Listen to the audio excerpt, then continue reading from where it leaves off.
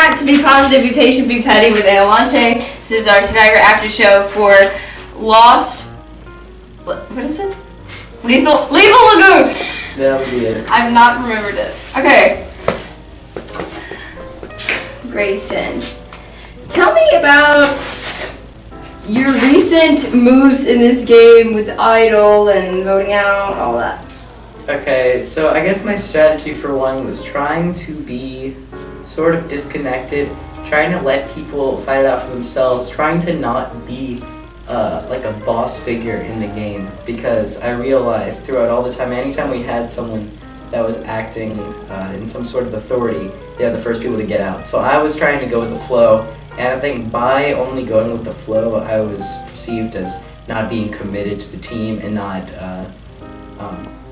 giving anything to the team.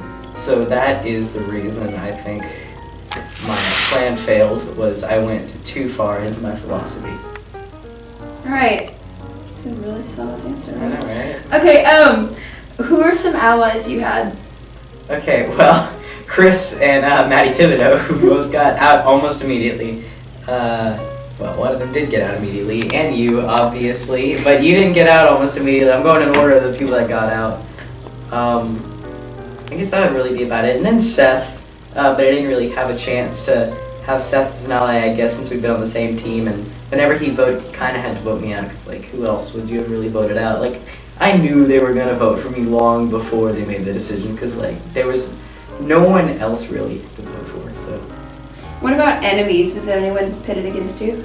I think just for all of us, oh my god, I keep wanting to call him Duncan, and I feel so terrible, because I told him I wouldn't call him Duncan, Dylan. I'm going to call him Duncan the whole interview. But Dylan was definitely an enemy, I suppose, because he seems very, he was going behind people's backs. He was kind of acting a bit suspicioso at points. So we, yeah, I think just about everyone agreed that he was an enemy. Besides that, I didn't really say I had anyone. What could you have done during your game to have saved you at this point? To have saved me, I should have been more, I guess, involved with the team. That would have been the one thing. I also feel like I missed out on 2 events, one of them because I didn't have proper shoes, and that probably would have been a handicap for the team. So, I don't know, maybe prepared better for this game. I didn't prepare mentally as well for this time as opposed to the first time that I did Big Brother, so, yeah. So about your Big Brother game, how does that, the game you played, differ from the one you played today? I was extremely shady throughout that entire game. I held nothing back, and I kind of played the bad guy character, and I got pretty far, actually. However, this time, like, I actually started to feel bad after the game, because I realized, like, certain people that I stabbed in the back, like Sarah, who's here helping out, like, I saw her today, I'm like, good, she doesn't hate me. It made me so happy to see her, because I stabbed her in the back so hard when she did nothing but help me. It was not good. So this game, I was really honest, and I think I was too much of an honest Dave, I guess, so. No. Okay, who do you think, whoa, ooh, wow, I just had some moments. Who do you think at this point could be the winner? I'm really concerned that Dylan's gonna get back in and win out of Vengeance. Who do I think's gonna win, though? Seth's got a good chance. Seth has a really good chance. I also think Dee Dee's gonna win, just because she's very good, extremely good in the logic parts. We've seen that. Anything logical, she's just got it together and done very well. So I think the more of those type things will come up, the better she's gonna do. And I think that on her own, she's probably gonna have like a good way to come up with strategies on the best people to vote it out and the best people to become an alliance with. So.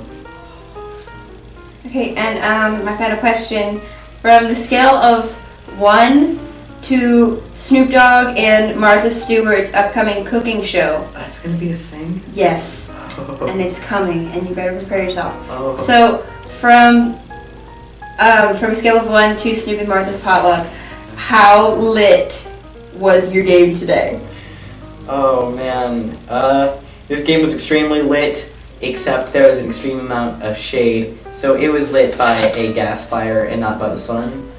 Let's put it that way. Solid. Yeah. All right, well, thanks for being here. This has been Be Positive, Be Patient, Be Petty with Anna Lanche and Grayson Garino. Signing out. Welcome back to Be Positive, Be Patient, Be Petty with Anna Lanche. This is our after show, exit interview show, whatever, for Survivor Lethal Lagoon.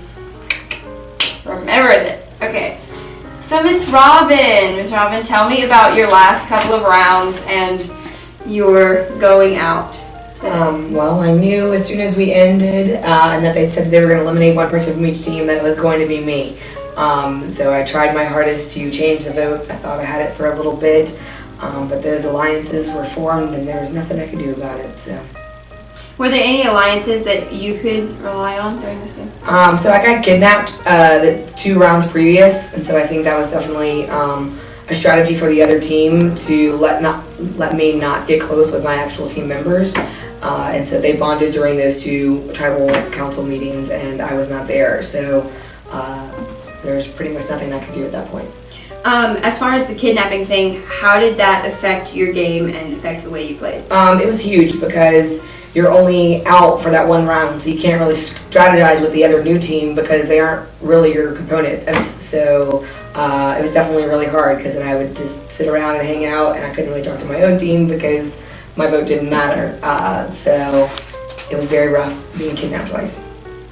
What could you have done during your game, either earlier or recently, to save yourself now? Well, I think at the very beginning, I knew we had to get somebody out, so I made a very cutthroat decision. But then most people from the very beginning have already been eliminated. So would that have mattered? Would it not have? I don't really know. But to try and find a way to not get kidnapped would have been a lot easier, I think. Did you walk into the game this morning with a strategy? Not particularly. I watched the video and knew different types of things. I can tell people that have their strategies figured out, but I just kind of wanted to see what it was all about and go out there and have a good time. At this point, who do you think could win the game? I think Maddie's going to go pretty far as I don't know anything, I'm just going under the radar. That's not really true situation. And I think, I don't know, I think Dee Dee's got a good shot as well. I think her and I being the only 2 adults that were in it for the longest was kind of difficult because, it's easy to knock us out, and she does have a lot of strategy and logic as well. My last question. Hey, did you have any, weird phases when you were a kid? Did you have, an emo phase? Or, a played with dolls until you were slightly too old to do that phase? If I had to pick one of the 2, I would get more emo.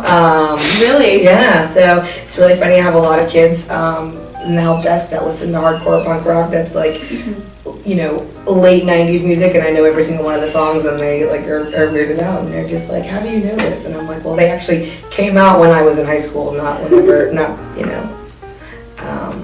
But I was a class clown situation that was in detention every week. That was my personality.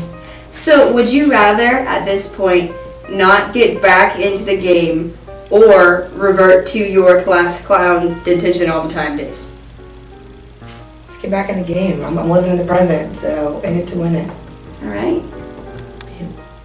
Thanks for being here. This is Be Positive, Be Patient, Be Petty with Anna Lanche. Thank you. Our exit show with Miss Robin, Miss Lett, Always a Party, signing out.